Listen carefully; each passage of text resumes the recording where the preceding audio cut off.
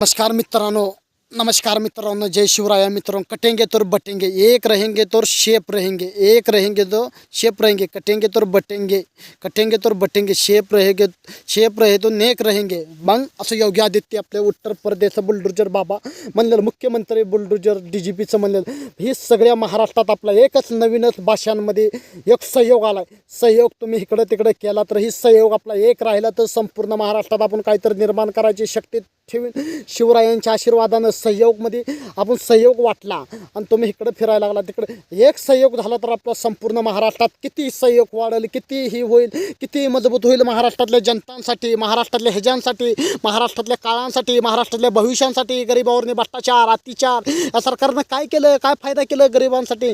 निवडून दिलं सरकार, तुम्ही मुख्यमंत्री केलं, ही केलं, जनता मारायला लागली, गोरगरीब मारायला लागली, गरिबांना बेरोजगार फिरायला लागला, पण नोकऱ्या भेट नाही, ते ही भेट नाही। महाराष्ट्रात एवढं भ्रष्टाचार, गरिबाला मारपीट, गरीब मारायला लागली, गरीब होत चालली, श्रीमंत होत चालली, मंत्री होत चालली। महाराष्ट्रात सामाजिक कार्यकर्ता चांगले लढतो, जनतांसाठी भाषण करतो, ट्विट करतो, आमच्यासारख्या कार्यकर्त्याला पोलिस भाषण करून देत नाहीत, हे करून देत नाहीत।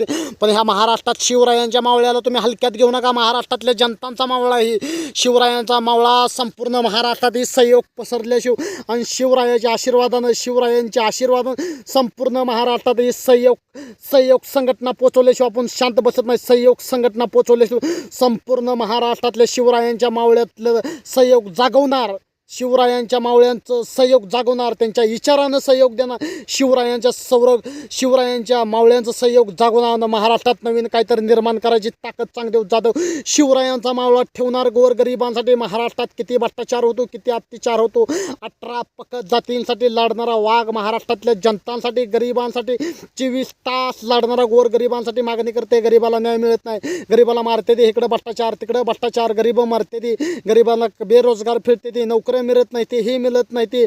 पण तुम्हाला सांगतो, महाराष्ट्रातली जनता, महाराष्ट्रातली तरुण पिढी, महाराष्ट्रातले कान्या कोपऱ्यातली लोक, हिंदू बांधव, संपूर्ण महाराष्ट्रात तुम्हाला सांगतो, महाराष्ट्रात किती काय चाललं, महाराष्ट्रात किती प्रकरण व्हायला लागलं, किती काय व्हायला लागलं, किती प्रकरण व्हायला लागलं, किती काय व्हायला लागलं, महाराष्ट्रात हे काय चाललंय, महाराष्ट्रात काय बघतोय।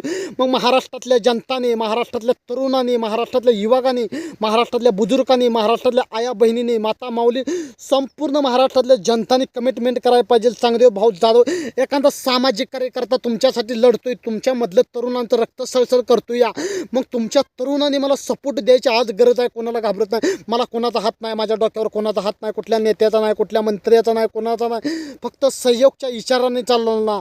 आणि जनतांचा सहयोग आहे, जनतांचा आशीर्वाद आणि शिवरायांचा आशीर्वाद, शिवरायांचा मावळा भेट नाही कोणाला, मग त्यांच्या आशीर्वादाने चालणारा, हे तुम्हाला विचार देणारा शिवरायांचा।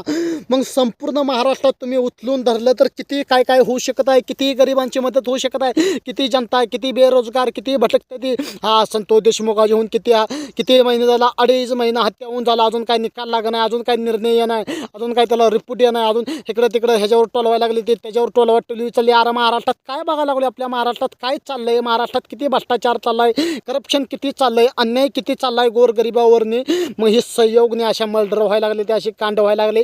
एक सामाजिक सहयोग संतोष देशमुख, एक सामाजिक कार्यकर्ता सहयोग संतोष देशमुखाची एवढी निर्गुण हत्या ही झाली, कशा पाय झाली, काय कारण, काय मुद्दा? पण त्यांना एका दलित मुलाचा त्याने जीव वाचवायला गेला पाहिजे, त्याच्या पाय हत्या झाली, त्यांची एवढी निर्गुण हत्या झाली, एवढी निर्गुण सहयोग हत्या झाली। इतकं बेकार प्रकरण संपूर्ण महाराष्ट्रात, संपूर्ण इकडं तिकडं प्रकरण घातलंय। अजून एक त्यातला आरोपी गावला नाही, पोलिसांचाही शोध चाललाय, पोलिसांनी पण हुडकाय पाहिजे।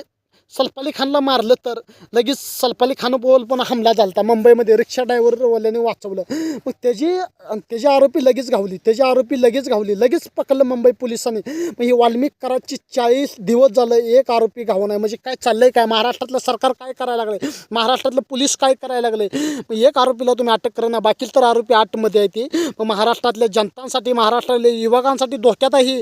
महाराष्ट्रातली जनताने पण ही अन्यायाला आपण सहन करायला नाही पाहिजे, अन्यायाला वाचा फोडायला पाहिजे, मजबूतीनं लढायला पाहिजे, गोरगरीब जनतांसाठी, माता माऊलींसाठी। हो का, तुम्ही आता जरी ह्याच्यासाठी नाही लढला,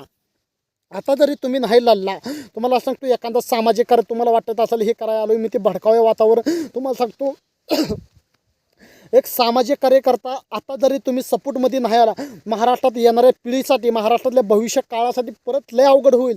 तुम्ही अन्याय सहन करून घेऊ नका, अन्यायाला वाचा फोडा आणि खऱ्याच्या बाजूवर उभा राहा, खोट्याच्या बाजूवर कधीच उभा राहू नका. जनतांसाठी 24 तास लढणारा माणूस, जनतांसाठी कामं करणारा माणूस आणि जनतांसाठी आवाज उठवणारा माणूस. एखाद्या गोरगरिबांसाठी कुठं अन्याय होईल तिथं आपला आवाज असतो. चांगदेव जाधवचा आवाज असतो गरिबांसाठी. महाराष्ट्रात छत्रपती शिवरायांची मावळं आता तर जाग व्हायला पाहिजे. एखाद्या सामाजिक कार्यकर्त्याला चांगदेव जाधवला तुम्ही सगळ्यांनी उचलून धरलं तर किती काय होऊ शकत आहे महाराष्ट्रात. पण ही करायचं कोणी, काय करायचं कोणी. पण लोकांना काय वाटत असं भडकवायचं वातावरण आहे. तुमच्यामधलं तरुणांचं रक्त सळसळ केल्याशिवाय मी शांत बसत नाही. जय शिवराय, जय हिंद, जय महाराष्ट्र.